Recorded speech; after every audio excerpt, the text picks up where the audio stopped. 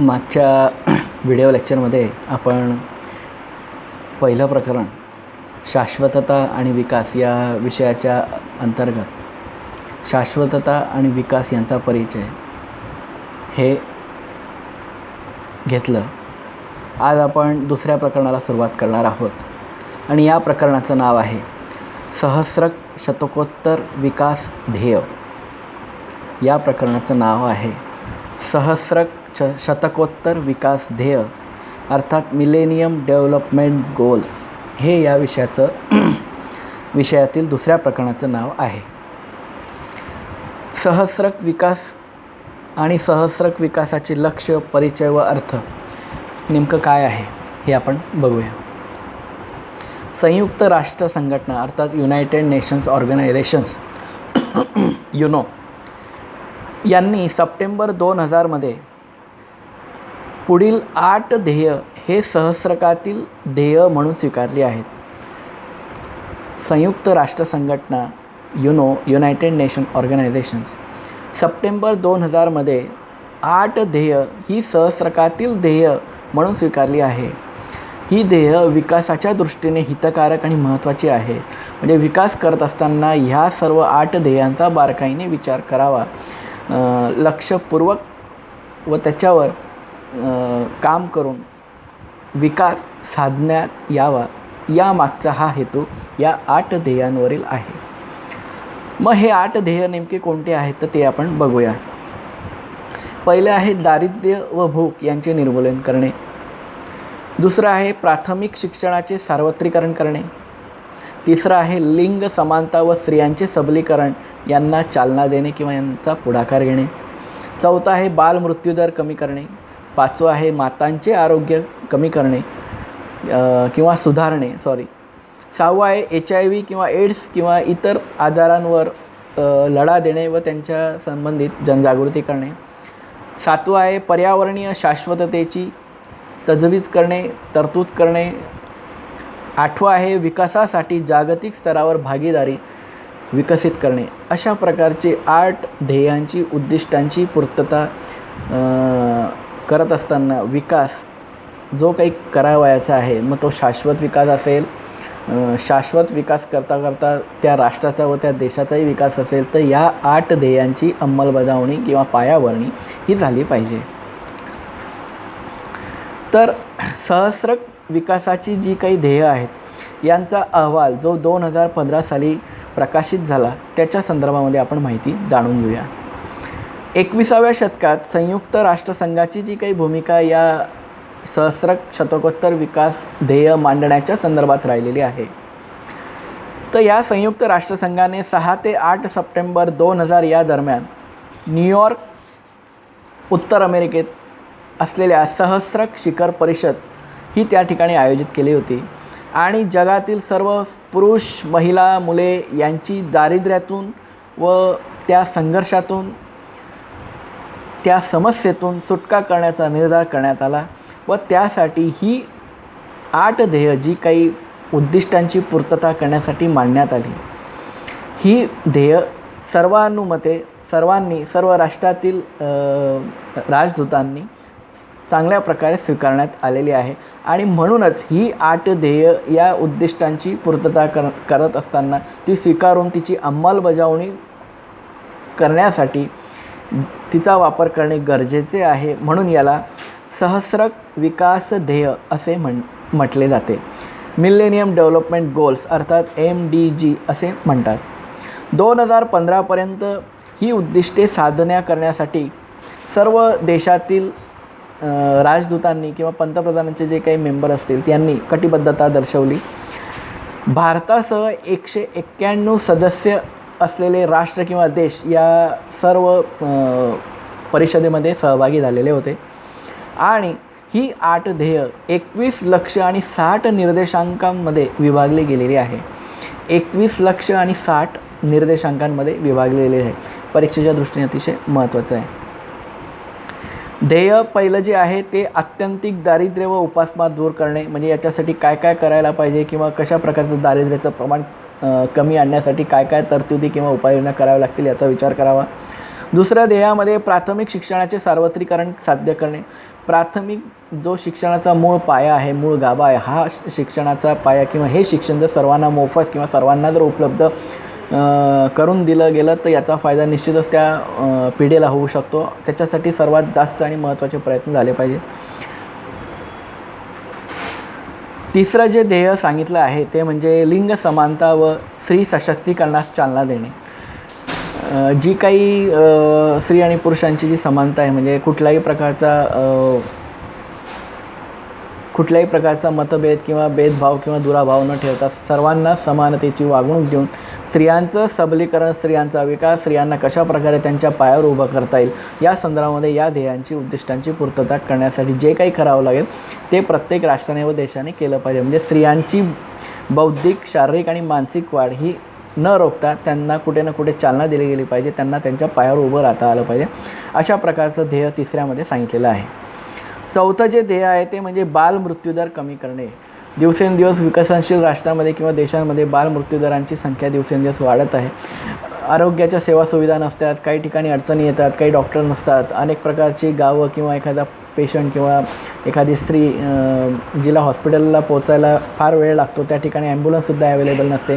अशा प्रकारच्या अडचणी या येऊ नये किंवा त्या कुठेतरी निराकरण करता याव्यात किंवा त्या सोडवण्याचा प्रयत्न प्रत्येक देशाने जर चांगला केला आणि या ध्येयाच्या संदर्भात जर प्रत्येक देश किंवा राष्ट्र कटिबद्ध राहिले तर याचा फायदा चांगला होऊ शकतो. पाचवं जे ध्येय आहे ते मातांचे आरोग्य सुधारणे. हे सर्वात महत्त्वाचं ध्येय या ध्येयांची उद्दिष्ट पूर्तता करण्यासाठी सांगण्यात आलेलं आहे. जन्म देणारी जी काही माता आहे किंवा तिच्या पोटात असलेले जे काही अर्भक किंवा बाळ आहे यांचा बऱ्याच वेळेला आरोग्य सेवा सुविधांच्या अभावामुळे मृत्यू होत असतो. त्यांना वेळेवर कुठल्याही प्रकारची ट्रीटमेंट किंवा उपचार हे मिळत नाही आणि म्हणून यांचा मृत्यूदर हा वाढत असतो. यांच्या मृत्यूदरातली ही जी संख्या आहे ही कमी व्हावी आणि यांना हव्या असलेल्या आरोग्याच्या सेवा सुविधा त्यांच्या हाताशी पोचता याव्या अशा प्रकारच्या गोष्टींची तरतूद करून व अंमलबजावणी करून बालमृत्यू दरांचं प्रमाण आणि मातांचे आरोग्याचे प्रमाणसुद्धा कुठे ना कुठे रोखता येऊ शकते. अशा प्रकारची उपाययोजना यासाठी करण्यात यावी. सहावं जे ध्येय सांगण्यात आलेलं आहे या सहस्रक विकासातील ध्येयांमध्ये एड्स आणि HIV किंवा मलेरिया किंवा तत्सम प्रकारचे जे काही आजार आहे या आजाराच्या संदर्भामध्ये जनजागृती करणे, समुपदेशन करणे, त्यांच्यासाठी काही सुविधा आहेत, काही औषधं आहेत, कुठे चांगल्या प्रकारची ट्रीटमेंट त्यांना मिळू शकते. तर अशा प्रकारची तरतूद किंवा अशा प्रकारची जनजागृती किंवा कार्यक्रम हे राबवण्यासाठी सर्वात महत्त्वाची जबाबदारी प्रत्येक देशाने व राष्ट्राने उचलली तर ती निश्चितपणे फायद्याची ठरेल.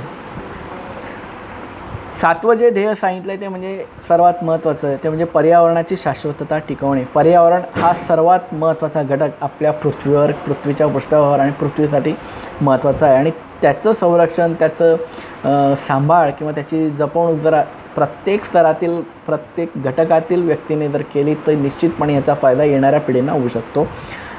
त्या निसर्गात राहणारे जे काही घटक आहेत, पशु पक्षी प्राणी आणि आपण यालासुद्धा फायदा होऊ शकतो. झाडांची लागवड करणे, झाडांचं सुरक्षितता करणे, झाडांची संगोपासना करणे, जपवणूक करणे, काळजी करणे, त्यांना पाणी देणे. जास्त प्रमाणात झाडं लावली गेल्यामुळे सर्वात जास्त कार्बन डायऑक्साईड शोषला जाऊ शकतो, ऑक्सिजनची निर्मिती होऊ शकते. अशा प्रकारचे चांगले सकारात्मक परिणाम हे पर्यावरणाच्या शाश्वततेमध्ये आपण करता येऊ शकते. म्हणजे तेव्हाच ते पर्यावरण व्यवस्थित टिकू शकेल.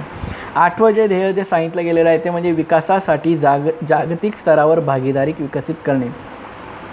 म्हणजे खुली किंवा नियमबद्ध किंवा शोषणविरहित व्यापारी किंवा जी काही आर्थिक व्यवस्था आहे ती अस्तित्वात आणणे. अविकसित देशांच्या मुख्य ज्या काही गरजा आहेत त्या भागवणे. म्हणजे विकसनशील देशामध्ये सर्वात जास्त प्रमाणात गरजा असतात.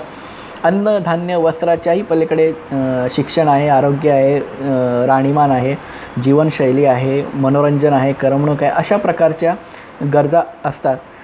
या विविध प्रकारच्या गरजा भागवताना त्यांना सूट देणे, त्यांना सवलत देणे, विकासात्मक सहाय्य करणे किंवा त्यांना भांडवल उपलब्ध करून देणे, अशा स्तरावर सहकार्य करणे किंवा विकसनशील जे काही प्रदेश आहेत त्यांच्या आवश्यक असलेल्या गरजा भागवण्याचा प्रयत्न करत असताना त्यांना कर्जाबाबतीतसुद्धा त्यांना समुपदेशन करणे, म्हणजे अशा प्रकारे त्यांना खालच्या थरातून वरच्या स्तरावर आणणे हाच त्यामागचा उद्देश. आणि त्यांनीसुद्धा चांगल्या प्रकारचं जीवनशैली अनुभवायला पाहिजे, म्हणून या अशा ध्येयांची निर्मिती ही झालेली दिसून येते.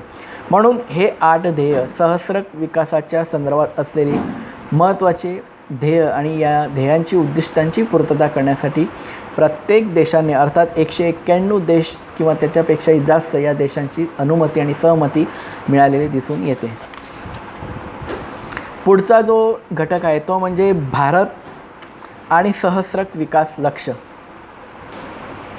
भारत आणि सहस्त्रक विकासाच्या ध्येयाच्या संदर्भामध्ये जी काही रणनीती वापरण्यात आलेली, जी काही प्रक्रिया किंवा जे रचनाबद्ध नियोजन जे वापरण्यात आलेलं आहे त्याच्या संदर्भामध्ये आपल्याला चर्चा करायची आहे.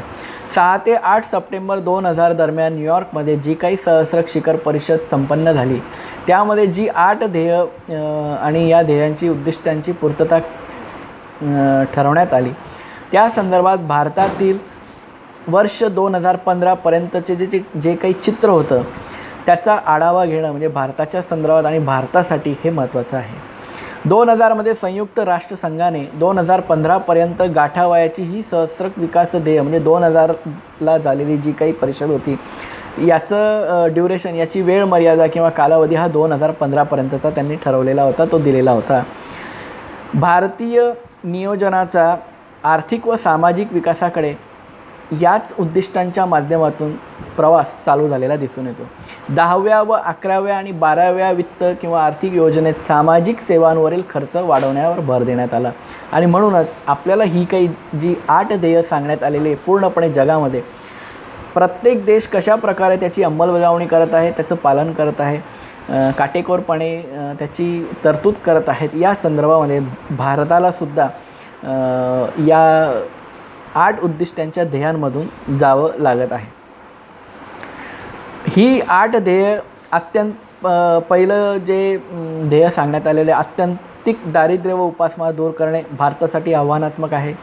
दुसरं आहे वैश्विक प्राथमिक शिक्षणाची पातळी काढणे. भारतात अनेक प्रकारच्या प्राथमिक शिक्षणावर भर दिला गेलेला आहे. काही ठिकाणी प्राथमिक शाळा या मोफत देण्यात आलेल्या, मुलींसाठी शिक्षणाची सुविधा मोफत केलेली आहे. आदिवासी किंवा ज्या अतिशय दुर्गम भागात राहतात त्यांच्यासाठी शिक्षण मोफत देण्याचा प्रयत्न सरकारचा राहिलेला आहे. तिसरं ध्येय लिंग समानता व स्त्री सशक्तीकरणासाठी प्रयत्न भारताने चांगल्या प्रमाणामध्ये केलेला दिसून येतो आहे. आणि करत असताना महिलांच्या रोजगारामध्ये सुद्धा वाढ झालेले दिसून येते. महिलाचं सक्षमीकरण कुठेतरी हळूहळू होताना आपल्याला दिसतं आहे. त्याच्यानंतर जे चौथं आहे बाल मृत्यूदर कमी करणे. काही प्रमाणामध्ये भारताने हे चांगल्या प्रकारे यशस्वी केलेलं दिसून येतं, परंतु अजूनसुद्धा कुठे ना कुठे काही प्रदेशात किंवा राज्यांमध्ये हे मृत्यूदर रोखण्यात अपयशी आलेलं आपल्याला दिसून येतं. 5वं आहे मातृ स्वास्थ्यात सुधारणा करणे. अतिशय महत्त्वाचं आहे. आरोग्याची सेवा सुविधा ग्रामीण भागातल्या स्त्रीला किंवा त्या गरोदर मातेला तिच्या घरापर्यंत जर मिळाली तर निश्चितपणे याचा परिणाम आणि तिची प्रसूती किंवा तिच्यावर उपचार हे चांगले होऊ शकतील. आणि दुसरी गोष्ट महत्त्वाची म्हणजे तिला जेव्हा काही त्रास होईल किंवा तिच्या पोटात जेव्हा काही दुखेल तेव्हा तिच्या उपचारासाठी डॉक्टरांनी किंवा आरोग्य सेवा सुविधांनी ताबडतोब त्या ठिकाणी हजर राहणे अनिवार्य आहे. अशा प्रकारची तरतूद काही राज्यांमध्ये चांगल्या प्रकारे पाहिली जाते, परंतु काही दुर्गम भागामध्ये काही प्रदेशांमध्ये अशा प्रकारच्या सेवा सुविधां अजून पोहोचल्या गेलेल्या नाही. भारताने या प्रश्नावर अधिक भर देणे आवश्यक आहे. 6वं जे ध्येय सांगितलं आहे एड्स, मलेरिया व इतर आजारांविरुद्ध लढते. मित्रांनो, आपल्या भारतामध्ये पोलिओचं अजून निराकरण झालेलं नाही आहे. कॉलरा किंवा टायफॉईड असतील, मलेरिया असतील, कावीळ असतील, अशा प्रकारचं अजून निराकरण हळूहळू होतं आहे, पण पूर्णतः ते नष्ट होणार नाही, कारण जोपर्यंत लसीकरण किंवा टीकाकरण हे 100% होत नाही. एड्ससारख्या रोगांचं किंवा या आजारांचं जर समुपदेशन आणि जनजागृती व्यवस्थित प्रत्येक गावागावात किंवा प्रत्येक ठिकाणी जर मिळाली, तिथपर्यंत ती माहिती पोहोचवली गेली तर निश्चित याचा सकारात्मक फायदा हा होऊ शकतो. काही प्रमाणामध्ये चांगल्या प्रकारचं काम भारताने केलेलं दिसून येतं किंवा काही प्रदेशांमध्ये ह्या काही गोष्टी अजून पोहोचल्या गेलेल्या नाही. काही सेवा सुविधांच्या अभावामुळे ह्या गोष्टी पोहोचवण्यात कुठेतरी आपण कमी पडत आहोत. परंतु निश्चितच भविष्यामध्ये ह्या चांगल्या प्रकारच्या गोष्टी शेवटच्या व्यक्तीपर्यंत पोहोचतील असं मला वाटतं. 7वं जे ध्येय आहे ते म्हणजे पर्यावरणाची शाश्वतता टिकवणे. ज्या प्रकारच्या सेवाभावी संस्था किंवा समाज संस्था किंवा संघटना किंवा जे पर्यावरणावर प्रेम करतात, या माध्यमातून अनेक प्रकारचं कार्य किंवा काम आणि जनजागृती किंवा संवर्धन आणि सुरक्षिततेच्या बाबतीमध्ये अनेक प्रकारच्या परिषदा किंवा कार्यक्रम घेतले जातात. याच्यामध्ये पर्यावरणाची जनजागृती ही हा घटक अतिशय आवश्यक आहे. आणि भारतामध्ये अजून जवळजवळ चांगल्या प्रकारे कार्यक्रम होत आहेत. काही कार्यक्रम घेतले गेले, काही कार्यक्रमांना चांगल्या प्रकारचा प्रतिसाद मिळतो आहे. या कार्यक्रमांची माहिती सर्वसामान्यापर्यंत पोहोचली गेली पाहिजे. याच्याने अनेक प्रकारचे जे काही पर्यावरणीय समस्या आहे याला कुठेतरी आळा बसू शकतो. कोणत्या ठिकाणी कशा प्रकारे कोणता पदार्थ जास्त वाढतो आहे, त्याची कमतरता कशी करता येईल, त्याला कमी कसं करता येईल, त्याचं उत्सर्जन, त्याचं विघटन कसं करता येईल, या बाबतीमध्ये समुपदेशन, जनजागृती होणं आवश्यक आहे. 8वं जे ध्येय जे सांगितलेलं आहे ते म्हणजे विकासासाठी जागतिक भागीदारीचा विकास. म्हणजे प्रत्येक देशाने जर कुठे ना कुठे भागीदारी जर ठेवली, प्रत्येक राष्ट्राशी संबंधित जर समन्वय करार केला तर प्रत्येक गोष्ट ही चांगली होऊ शकते. त्यांचेही विचार आपण घेऊ शकतो. आपल्या जर काही चांगले विचार असतील तेही आपण त्यांना देऊ शकतो. त्याच्या प्रकारची अंमलबजावणी होऊ शकते. म्हणजे सहस्रक विकासाच्या ध्येयांची उद्दिष्टांची पूर्तता करण्यासाठी भारतामधली सुद्धा या 8 ध्येयांची पूर्तता 2015पर्यंत चांगल्या प्रकारे झालेली आहे. आणि ती पुढे सुद्धा अजून होऊ शकते आणि ती करणं भाग आहे, कारण ते अनिवार्य आहे, कारण या सर्व गोष्टी महत्त्वाच्या आहे. मित्रांनो, याच्या पुढचा जो घटक आहे तो म्हणजे सहस्रक शतकोत्तर विकास ध्येय यांची साध्यता, परिणामकारकता व अपयश. सहस्रक शतकोत्तर विकासाची ध्येय यांची साध्यता, परिणामकारकता व अपयश. MDGs millennium development goals achievement, effectiveness and failures. तर मित्रांनो, ज्याप्रमाणे 8 ध्येयांची उद्दिष्टांची पूर्तता प्रत्येक देशामध्ये अनिवार्य करण्यात आलेली, त्या देशाला करणं भाग आहे. परंतु काही गोष्टी करत असताना कुठे ना कुठे अपयश येत असतं, कुठेतरी अभाव पडतो, कुठेतरी सेवा सुविधा पुरवण्यामध्ये आपण कमी पडतो. तर या सर्व गोष्टींचा अभ्यास आपल्याला या टॉपिकमध्ये, या घटकात करायचा आहे. 1991 पासून भारतीय अर्थव्यवस्था जी काही बळकट होण्याकडे वाटचाल होत होती, जागतिक मंदीच्या काळातही ती टिकून राहिली. म्हणजे हे सर्वात महत्त्वाचं आणि हे विशेष. ती दुर्बळ झाली नाही, कमकुवत झाली नाही. गेल्या 2 दशकांपासून म्हणजे 20 वर्षांपासून दारिद्र्याच्या प्रमाणामध्ये घट झालेली दिसून येते. कृषी किंवा शेतीतील उत्पादनात किंवा उत्पादन वाढमध्ये सुद्धा चांगल्या प्रकारे वाढलेले दिसून येते. भारतीय उद्योग क्षेत्राचा वाटाही भारतात विकासाला उपयुक्त ठरत आहे. पर्यावरणपूरक प्रक्रियांद्वारा किंवा विविध प्रकारचे प्रक्रिया करून कार्यक्षम व विविध प्रकारचे हरित किंवा सेंद्रिय उत्पादनं किंवा सेंद्रिय घटकांकडे किंवा हे सर्व करण्यासाठी किंवा ते राबवण्यासाठी लोकांचा कल वाढलेला दिसून येतो. कुपोषणामध्ये सुद्धा गेल्या 2 दशकामध्ये काही प्रमाणामध्ये म्हणजे जवळजवळ चांगली 40 ते 50% घट झालेली दिसून येते. तर भारतातील जी परिस्थिती आहे तर ती आज काही बाबतीमध्ये सकारात्मकता दिसते, काही ठिकाणी अभावामुळे त्या ठिकाणी ती परिस्थिती निर्माण झालेली दिसून येते. मग विविध प्रकारचे मुलामुलींचे साक्षरतेचे प्रमाण असतील, जन्मदर आणि मृत्यूदराच्या समस्या असतील, आरोग्य सेवा सुविधांच्या अभावी बालमृत्यूदरांचं प्रमाण असेल, मलेरिया, न्यूमोनिया, टायफॉईड किंवा कावीळ किंवा एड्ससारख्या रोगांवर अजूनसुद्धा चांगल्या प्रकारचं औषध तयार होत नाही, म्हणून अशा प्रकारचे टीकाकरण केले जातात.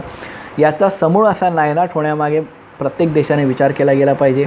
काही वर्षी या आजारांचं सर्वात मोठं प्रसार झालेला दिसून येतो. काही कुठेतरी आटोक्यात आणण्याचा प्रयत्न आपल्याला दिसून येतो. HIV आणि एड्ससारखं आजार काही प्रमाणामध्ये रोखण्यात यश आलेलं दिसून येतं, कारण प्रत्येक ठिकाणी समुपदेशन, जनजागृती, विविध प्रकारच्या सेवाभावी संस्था, समाज संघटना असतील, ज्या काही रॅलीज निघतात, या माध्यमातून एड्स किंवा हे आजार रोखण्यात आणि हे प्रमाण कमी करण्यात कुठेतरी यश आलेलं आपल्याला दिसून येतं.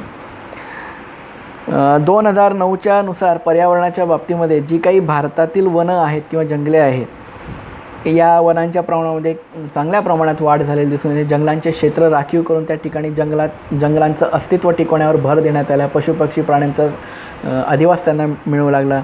अशा प्रकारची चांगले प्रयत्न केलेले दिसून येतात. हे सगळं करत असताना कुठेतरी जैवविविधतासुद्धा ती टिकवली जात आहे, ती वाचवली जात आहे. या सर्व प्रयत्न याच्यातून होत आहे. ओझोनचा क्षय होणार नाही किंवा ओझोन हा वायू कमकुवत होणार नाही यासाठी पर्यावरणपूरक प्रकल्प किंवा कार्यक्रम किंवा परिषदा घेण्याचा मानस भारताने साध्य केलेला दिसून येतो. वेगवेगळ्या ठिकाणी वेगवेगळ्या देशात वेगवेगळ्या राज्यात प्रत्येक ठिकाणी पर्यावरण मंत्रालयाच्या अंतर्गत अनेक कार्यक्रम झालेले दिसून येतात आणि याचा परिणाम चांगला झालेला आहे. 2016मध्ये international food policy research institute म्हणजे आंतरराष्ट्रीय खाद्य निगम यांच्या आयोगाने जी काही संशोधन संस्था आहे यांनी 118 देशांचा उपासमारीचा निर्देशांक मोजला. म्हणजे ज्याला आपण ग्लोबल हंगर इंडेक्स म्हणजे सर्वात जास्त कुपोषण आणि उपासमारीच्या संदर्भात असलेला हा निर्देशांक आहे. भारताचा निर्देशांक सन 2008मध्ये 36 हा होता. गंभीर चिंतेची बाब असणारा हा आकडा किंवा हे प्रमाण अतिशय क्लिष्ट आहे. 2016मध्ये जरी तो कमी झालेला होता तरीही ती समस्या अतिशय गंभीर आणि मोठी समस्या ठरत आहे. संयुक्त राष्ट्रसंघाच्या अन्न व कृषी संस्थेने सन 2015मध्ये कुपोषणासंबंधी अहवाल जो काही प्रकाशित केला होता, या अहवालाच्या निर्देशांकानुसार किंवा या निकालानुसार जगाच्या लोकसंख्येपैकी जगाच्या लोकसंख्येपैकी 11% लोक कुपोषित आहे, उपासमारीने बळी पडत आहे, मृत्युमुखी पडत आहे. त्यांना 2 वेळेचं काय 1 वेळेचं चांगला आहारसुद्धा मिळत नाही आहे. जगातील एकूण कुपोषितांपैकी 24.5% कुपोषित व्यक्ती फक्त भारतामध्ये आपल्याला सापडतात. भारतामध्ये हे जे प्रमाण आहे 24.5% इतकं कुपोषितांचं प्रमाण आहे. म्हणजे विचार करण्यासारखी गोष्ट आहे की कुपोषित ही समस्या किती मोठ्या प्रमाणामध्ये आहे. आणि ही जी काही समस्या आहे ही विकसनशील राष्ट्रामध्ये सर्वात जास्त आहे. बांगलादेशात आहे, पाकिस्तानात आहे, अफगाणिस्तानात आहे, काही सौदी अरेबियाचा काही भाग आहे. अशा देशांमध्ये नैसर्गिक संसाधनांची पूर्तता करता कुठेतरी आपण कमी पडतो आणि म्हणूनच जे अन्न किंवा ज्या गरजा ज्या लोकांपर्यंत पोचल्या गेल्या पाहिजे त्या पोचवल्या जात नाही आणि त्यामुळे अनेक लोकांची उपासमारीची वेळ येते. अपुऱ्या अन्नाच्या अभावी म्हणजे संपूर्ण पोषक आहार जो ज्यांना मिळाला पाहिजे तो मिळत नाही आणि अक्षरशः भीक मागून किंवा रस्त्यावर अन्नाची जी काही नासाडी होते त्या ठिकाणी ही लोकं त्या ठिकाणी अन्न खातात, आजारी पडतात, काही मृत्युमुखी पडतात. तर एक वेळचं जेवणसुद्धा त्यांच्या नशिबात नाही. तर अशा प्रकारची उपासमार किंवा उपासमारीची समस्या दिवसेंदिवस वाढत आहे आणि म्हणूनच कुपोषित म्हणजे एक प्रकारचा पोषक आहार जो मिळाला पाहिजे तो मिळत नाही आणि कुठला तरी चुकीचा आहार हा ग्रहण केला जातो आणि म्हणूनच आजाराचं प्रमाण वाढतं, मृत्युमुखींचं प्रमाण वाढतं आणि समस्याही दिवसेंदिवस वाढत जाते आणि म्हणूनच संपूर्ण जगामध्ये हे कुपोषितांचं प्रमाण भारतामध्ये फक्त 24.5% इतकं आहे. अशा प्रकारे आपलं जे दुसरं प्रकरण आहे सहस्त्रक शतकोत्तर विकासांची ध्येय व या ध्येयांमध्ये जी काही 8 ध्येयांची उद्दिष्टांची पूर्तता करण्याकरता जी काही अंमलबजावणी किंवा तरतूद किंवा काटेकोरपणे पालन करावं लागणार आहे किंवा ते करणं अनिवार्य आहे या संदर्भामध्ये आपण हा घटक घेतलेला आहे. अशा प्रकारे आपलं दुसरं प्रकरण हे संपलेलं आहे.